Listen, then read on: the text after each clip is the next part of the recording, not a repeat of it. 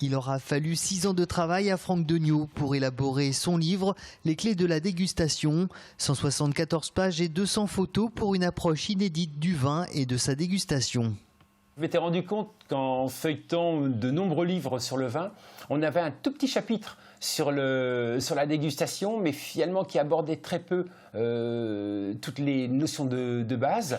Consultant indépendant en vinification dans le Beaujolais et en Bourgogne, il a plaisir à partager sa passion. Et pour une bonne dégustation, la température du vin est importante. Et pour lui, on a bien souvent tendance à boire le vin trop chaud ou comme on dit, trop chambré. Même dans ma famille, j'ai beaucoup de personnes encore aujourd'hui qui amènent la bouteille quasiment la veille pour que la bouteille prenne la température de la pièce.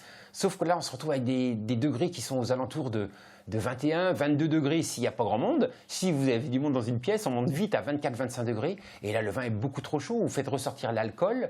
Les tanins sont très forts et vous n'avez plus de plaisir. Tout l'aromatique a disparu. Alors qu'en le servant un peu frais, on maintient les arômes dans le verre, mais en même temps, on n'a plus la sensation de brûlure d'alcool et le vin devient beaucoup plus souple. Là, on est vraiment sur des notes très aromatiques, là, avec ce côté fruits rouges et épices qui commence à se dévoiler.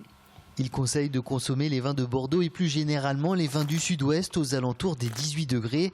Pour les autres régions françaises, il faudra descendre entre 14 et 15 degrés. Alors ça peut sembler frais, mais je peux vous assurer, essayez, vous verrez qu'il y a une notion de plaisir intense en servant à des températures comme ça. Cet ouvrage regorge d'astuces et notamment dans la partie consigne de dégustation. Et si la température a son importance, le verre dans lequel vous servirez votre vin a lui aussi un rôle essentiel.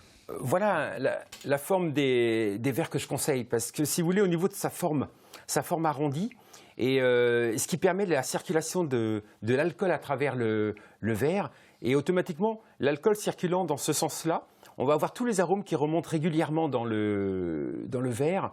Franck Degnaud a mis dans cet ouvrage tout son savoir d'œnologue, plus de 20 ans de passion passée entre la vigne et le chai.